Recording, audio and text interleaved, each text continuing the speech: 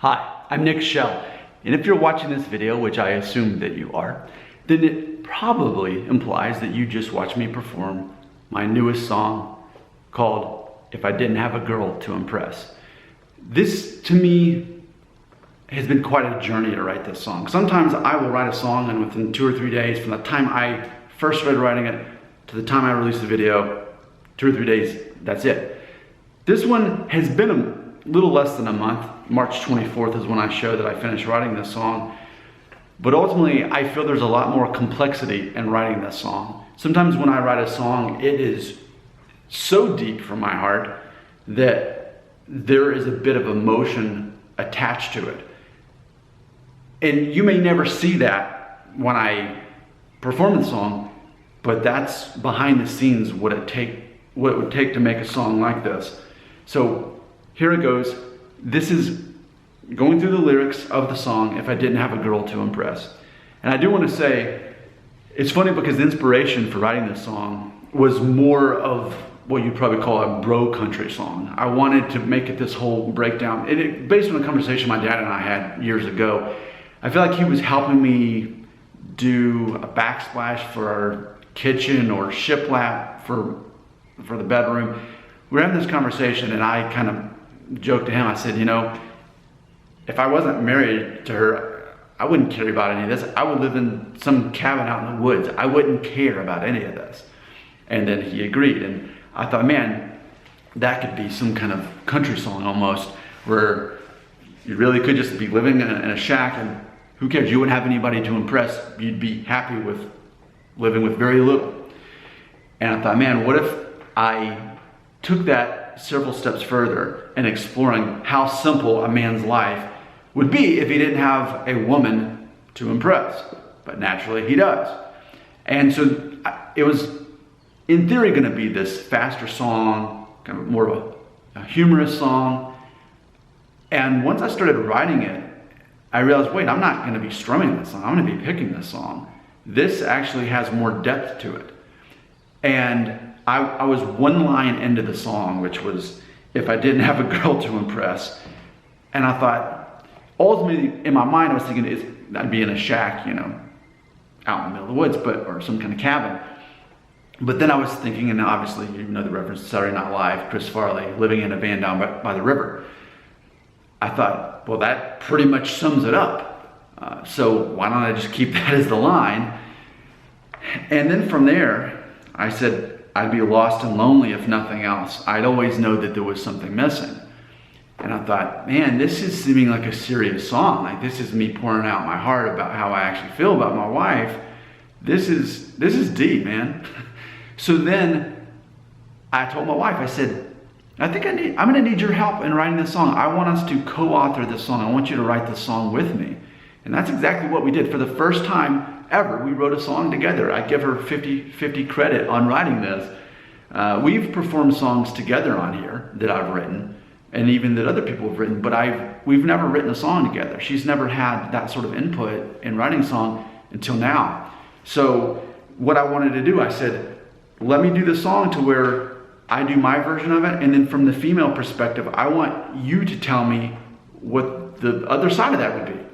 And so imagine this song was going to be the very next part, with the part that she wrote, if I didn't have a hold of your hand, I'd be out to sea, turned around and stranded. That was her line. That's not my creativity there. That's her saying that. And the plan was she was going to be singing that part. I wasn't going to sing. She was going to sing that part. And then repeat, I'd be lost and lonely if nothing else. I'd always know that there was something missing. And you're like, well, where's your wife?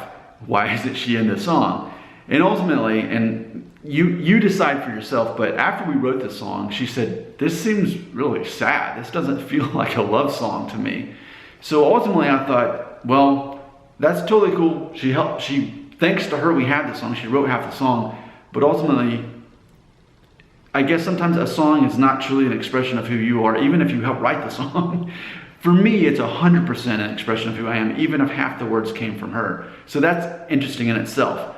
Imagine that song would have been both of us on camera playing the song together. That was the whole intent. It just didn't work out that way. And that's okay, because for me, I couldn't write a better love song than this. for what this song is. And I recognize, I wrote the other one that we performed together, I Dare You Not to Fall in Love With Me, which is talking about different perspective, the male and female perspective of when you first meet and not knowing, is this going to lead to something serious? Will I end up marrying this person?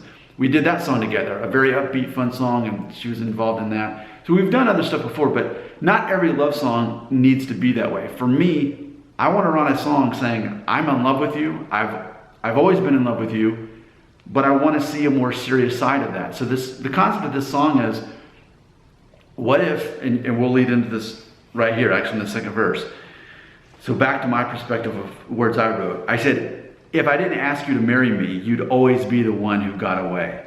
And I think that ultimately is a big theme in this song, because I can't imagine, but I guess I am imagining, what would it be like had I not made a move, had I not decided, and not that it took much time to decide, but this is the person I definitely want to spend the rest of my life with, if she would be willing to go for that. But what if I had not made that decision? What if I had not followed through with that?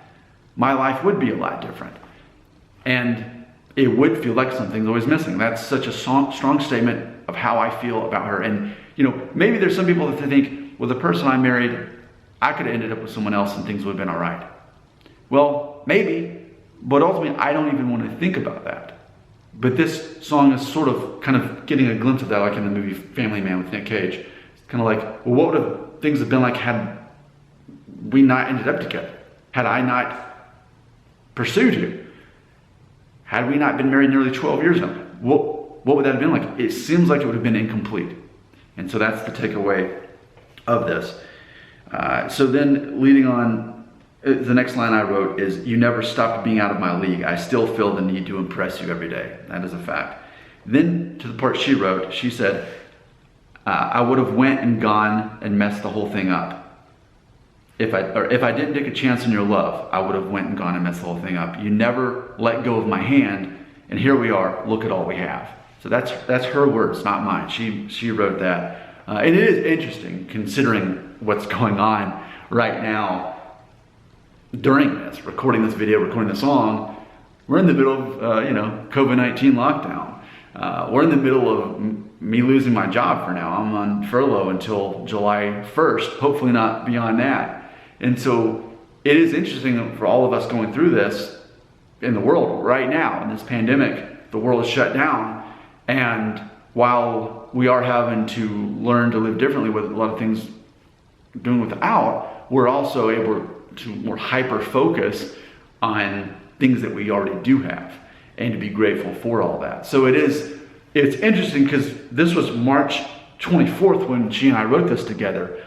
COVID wasn't quite what it is now. So imagine, it's almost ironic to say, here we are, look at all we have. Well, we still have so much. And we're probably more focused on all that we do have. So it's interesting in that line, the timing of that I think is really interesting. And then of course the chorus. I know I wanted to go through those verses because those were the parts that we wrote together. The chorus, where it says, so tell me what's the point of even living? And of course I don't mean that in a fatalistic suicidal mindset. I mean, take away my wife from my life. Like, what's the plot?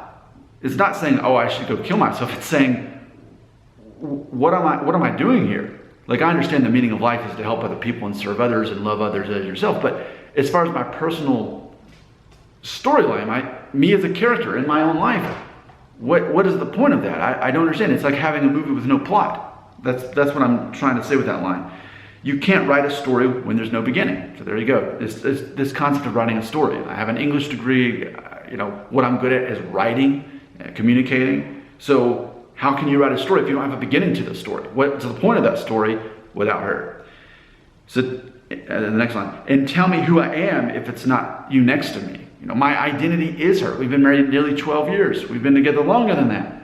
So obviously at a certain point, you start to question your own identity apart from that person. It's natural how things would work out that way. And then lastly, for that, I'd always know that there was something missing, and it's you next to me. going back to that part in the verse. So there you go. There's a song. For me, I couldn't write a more sincere love song. I couldn't write a deeper love song. And this kind of borrows a little bit from the other song that I wrote called Shotgun, if you saw that song, where it's talking about the concept that as far as what is happily ever after, is that you live this perfect life with no real bad things happening, and then magically you just die in your sleep on the same day when you're both 78 years old. No, life is complex and life is imperfect, and it's a matter of recognizing we're going to share that together. So this is almost like a continuation or a spin-off of that concept. I don't want to just write love songs that make you feel good. Sometimes they need to make you feel something beyond feeling good. They need to make you feel real and alive. And it helps drive how fragile life is and how fragile love is if you don't nurture it. So that's my inspiration for that song. I hope you were able to enjoy it and perceive it as the love song that I intended it for it to be. Your comments belong right here.